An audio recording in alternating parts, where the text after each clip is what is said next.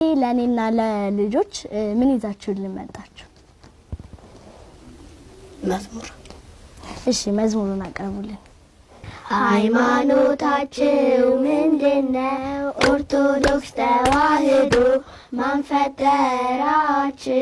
ቅድስት ሥላሴ። ሥላሴ ስንት ናቸው? አንድም ሶስትም ናቸው። ሶስትነታቸው በምንድነው? በስም በአካል በግብር ነው። ምን ማስረጃ አለ? ኦሪት ዘፍጥረት ምዕራፍ 18 ከቁጥር 1 እስከ 5። አንድነታቸው በምንድነው? በአገዛዝ በመለኮት በስልጣን ነው። አብ ማለት ምን ማለት ነው? አባት ማለት ነው። ወልድ ማለትስ ልጅ ማለት ነው። መንፈስ ቅዱስስ ሰራጺ ማለት ነው። የአብ ግብሩ ምንድነው? መውለድ ማሰብ። የወልድ ግብሩ ምንድነው? መወለድ ነው።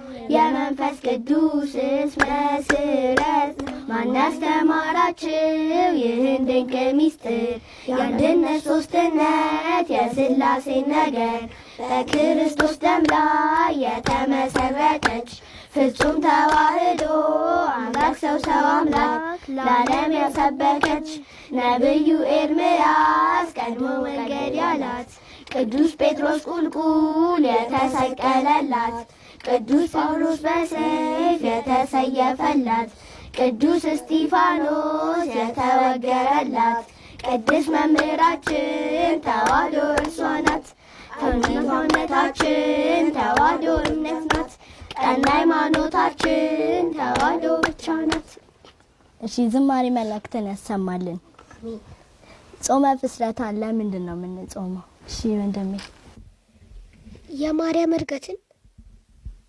እሺ እህቴስ?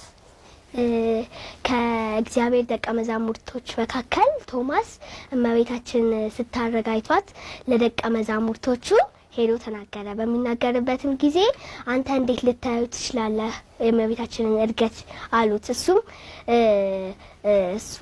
እመቤታችን ቅድስት ድንግል ማርያም የሰጠችውን የመግነዝ ጨርቅ አሳያቸው። እነሱም እኛም እመቤታችን ስታደርግ እናያለን ብለው 14 ቀን በጾምና በጸሎት እንዲሁም በስግደት 14 ቀን ሱባኤ ገቡ።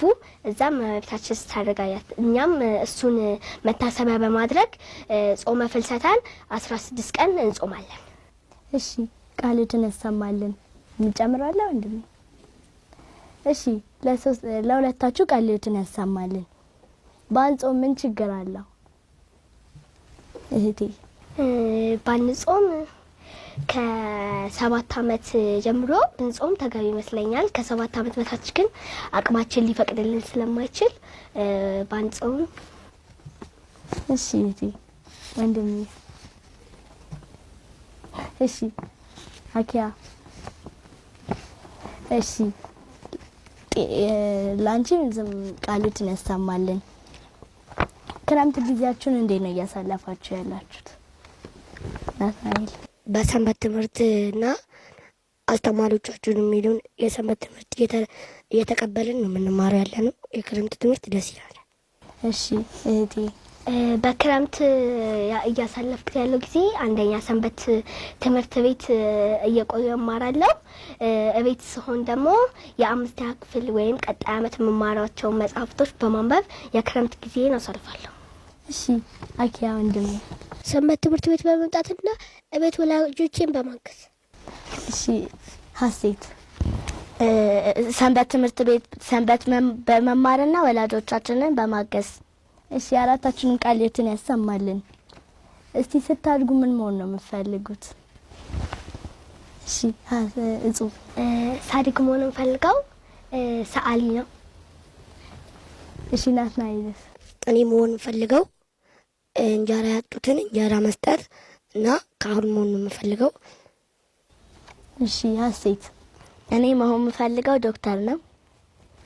እሺ አኪያ? እኔ መሆን የምፈልገው ፓይለት ነው። እሺ አራታችንን ቃልህን ያሰማልን። አሜን። የ2017 ዓመት እንዴት ነበረ? ውጤታችን ደስ ይላል፣ ትምህርታችንም ደስ ይላል። እሺ እጹ የ2017 የትምህርት ዘመን በጣም አሪፍ ነው። መምህራኖቻችን የሚሉንም ነገር በመስማትና እንዲሁም ከትምህርት ቤት መልስ ወላጆቻችን አግዘን የተማርነውን በማጥናት አሳልፈናል። የ2017 ውጤት በጣም አሪፍ ነው። ለቀጣዩ ዓመት በደንብ ለማጥናት